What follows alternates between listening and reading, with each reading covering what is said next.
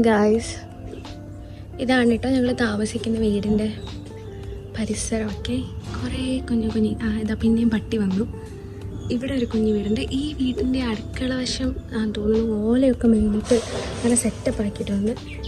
പട്ടി ബാത്റൂമിൽ കയറുന്ന രംഗമാണ് നമ്മളിപ്പോൾ കാണുന്ന. വെള്ളം കുടിക്കാനായിരിക്കും പാവം. ഉണ്ടോ ഇവിടെ ഒരു വീടുണ്ട് കേട്ടോ. എല്ലാവരും രാവിലെ 5 മണി 5:30 സമയത്തൊക്കെ എഴുന്നേറ്റിട്ട് എന്താണ് ഫുള്ള് മിറ്റടിക്കലും ഒച്ചപ്പാടും കാര്യങ്ങളൊക്കെ കേൾക്കാട്ടോ. ഞാനിന്ന് കുറച്ച് നേരത്തെ ഇറങ്ങി ക്ലിക്ക് ചെയ്ത് ഇപ്പം ഇറങ്ങിക്കൊണ്ടിരിക്കണേ ഉള്ളൂ.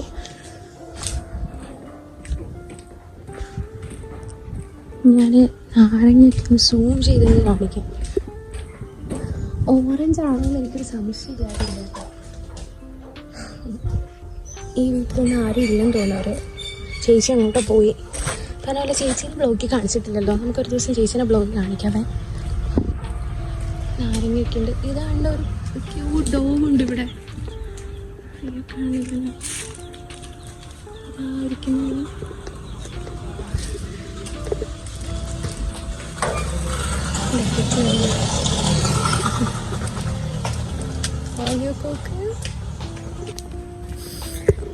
ഞങ്ങൾ ഇറങ്ങി. ഇപ്പൊ സമയം എത്രയാടാ? 9:30. 9:20. ഞങ്ങൾ കുറച്ച് ലേറ്റ് ആയി. ഇന്നലെ ഇതിനേക്കാളും ലേറ്റ് 10 മണിയൊക്കെ ആയിട്ട്. ഇനിയിപ്പോൾ ഇച്ചിരി നേരത്തെ ഇറങ്ങിയിട്ടുണ്ട്. ഇന്നലെ ഇവർ സിനിമയ്ക്കൊക്കെ പോയിട്ട് വന്നതൊരു 1:30 ആയപ്പോഴാണ് ഇവർ വന്നത്. ആ സിനിമയ്ക്ക് പോയില്ല. കാരണം ഭയങ്കര ഷോയുടെ സിനിമയാണ്. ഭയങ്കര ഇമോഷണൽ ആയിട്ടുള്ള സിനിമ ആയതുകൊണ്ട് പോയില്ല. എല്ലാവരും അപ്പം തന്നെ റെഡിയായി നിൽപ്പുണ്ടായിരുന്നു കേട്ടോ. സോ ഞങ്ങൾ കാറിൽ കയറി ഇതാ പോയിക്കൊണ്ടിരിക്കുകയാണ്. നല്ല ബ്യൂട്ടിഫുൾ പ്ലേസ്, പറയേണ്ട ആവശ്യമില്ലല്ലോ. എപ്പോഴും അങ്ങനെ തന്നെ ആയതുകൊണ്ട് നല്ല കാഴ്ചകളൊക്കെയാണ്. അതാണ് എനിക്ക് ഏറ്റവും ഇഷ്ടപ്പെട്ടത് പാലക്കാട്.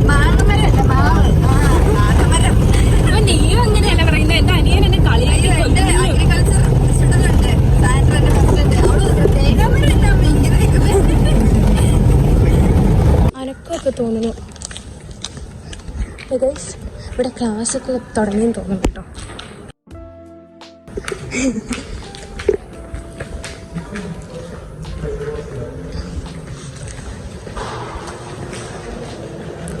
ഇവിടെ 2 ദിവസമായിട്ട് ഒത്തിരി സ്റ്റുഡൻസിനെയൊക്കെ കാണുന്നുണ്ട്. ഇന്നലെ ഞങ്ങൾ വന്ന വഴിക്ക് ബയോകെമിസ്ട്രി ഡിപ്പാർട്ട്മെൻറ്റിൽ കുറേ സ്റ്റുഡൻസ് ഇരുന്ന് പഠിക്കുന്നുണ്ടായിരുന്നു. എനിക്കൊന്ന് ഫസ്റ്റ് ഇയറോ സെക്കൻഡ് ഇയറോ അങ്ങനെ എന്തോ ആയിരുന്നെന്ന് തോന്നുന്നു.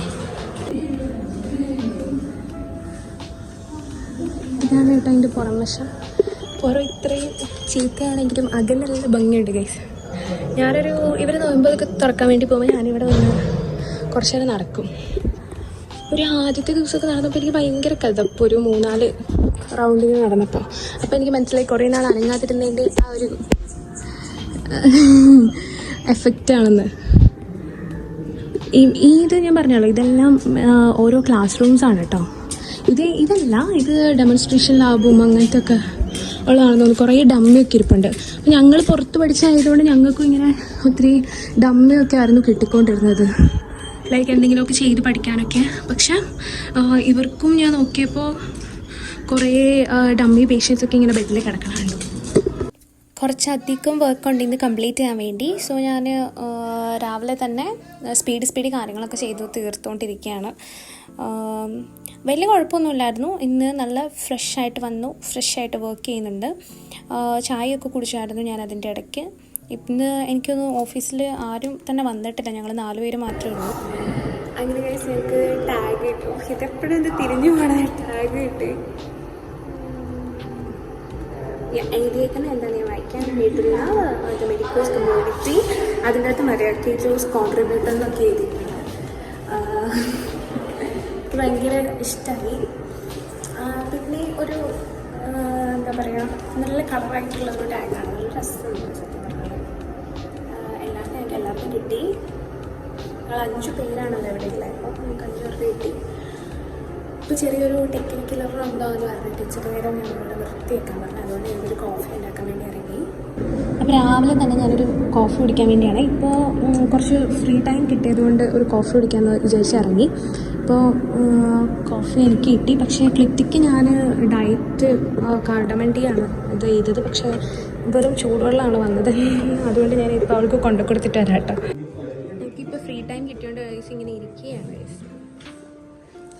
എങ്ങനെയുണ്ട് കിട്ടി ചൂടുവെള്ളം? ഓക്കെ, അവിടെ ചായ എടുത്തു കേട്ടോ. ഇപ്പം ടൈം ഒരു മണിയായി. ഞങ്ങൾ 1:30 പോകാമെന്ന് വിചാരിച്ചു. കടമണ്ടി ഞാൻ വരുത്തി. ഞങ്ങൾ ഫുഡ് കഴിക്കാൻ വേണ്ടി പുറത്തിറങ്ങി കേട്ടോ. ഇത് ഞങ്ങൾ ഇന്നലെ കണ്ടുപിടിച്ച വഴിയായിരുന്നു. ഭയങ്കര പെട്ടെന്ന് തന്നെ നമുക്ക് ക്യാൻറ്റീനിലേക്ക് എത്താൻ വേണ്ടി പറ്റും. വെയിലൊന്നും അധികം കൊള്ളണ്ടല്ലോ. അപ്പോൾ ഞങ്ങൾ ആദ്യമായിട്ടാണ് ഇതിലൂടെ പോകുന്നത്. അതുകൊണ്ട് കുറച്ചൊന്ന് വഴി തെറ്റി. പക്ഷേ എന്നാലും ഞങ്ങൾ പെട്ടെന്ന് തന്നെ എത്തി കേട്ടോ. ഇന്ന് ചോറിന് പേരറിയത്തില്ലാത്ത കറിയൊക്കെയാണ് കേട്ടോ. ഇത് വാഴയ്ക്കാൻ തക്കാളി, പപ്പടം, അച്ചാറും ഉണ്ട്. പിന്നെ ഇത് എന്താണെന്ന് എനിക്കറിയില്ല. തെറ്റിക്കറിയോ?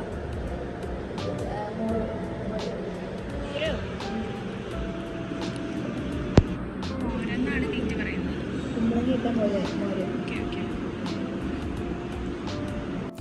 ചോറ് സാമ്പാറുമാണ് എനിക്ക് പൊതുവേ ഇഷ്ടം. എന്നാലും ഇന്നത്തെ ഫുഡ് കുഴപ്പമില്ലായിരുന്നു. ഞങ്ങൾ ഓടിച്ചാടി വന്നിട്ട് ഇതാ വർക്ക് ചെയ്യാൻ വേണ്ടി വീണ്ടും കയറി. ഞാൻ ചെറുതായിട്ടും അടുത്ത് തുടങ്ങി കേട്ടോ. പിന്നെ ഫുഡ് കഴിച്ച് കഴിഞ്ഞിട്ടുണ്ടെങ്കിൽ പൊതുവേ ഒരു ക്ഷീണം വരുന്നത് വളരെയധികം സ്വാഭാവികമായിട്ടുള്ളൊരു കാര്യമാണ്. ഫുഡ് കഴിക്കാൻ പോകാൻ കേട്ടോ ഗൈസ്. ഇയാളാണ് സ്ഥിരമായിട്ട് നമ്മുടെ ഫുഡ് ഓർഡേഴ്സൊക്കെ എടുക്കുന്ന ആൾ. ഗൈസ്, ഇതാ ഞങ്ങളുടെ പുതിയ ID കാർഡ്. ഇവർക്ക് എല്ലാവർക്കും കിട്ടിയിട്ടോ. ഇവരുടെ എല്ലാം എനിക്ക് തോന്നുന്നു അവിടെ ഇരിക്കുകയാണെന്ന് തോന്നുന്നു. ഞങ്ങളിത് ഇട്ടോണ്ട ഫുഡ് കഴിക്കാൻ വേണ്ടി വന്നത്.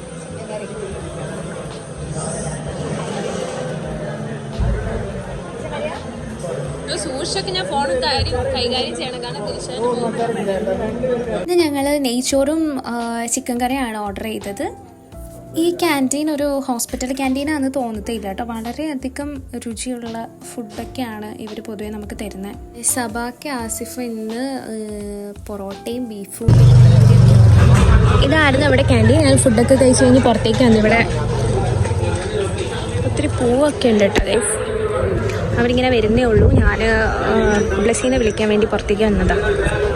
ഫുഡൊക്കെ കഴിച്ച് കഴിഞ്ഞിട്ട് ഞങ്ങളിങ്ങനെ ഇവിടെ സംസാരിച്ചൊക്കെ നിൽക്കുകയാണ്.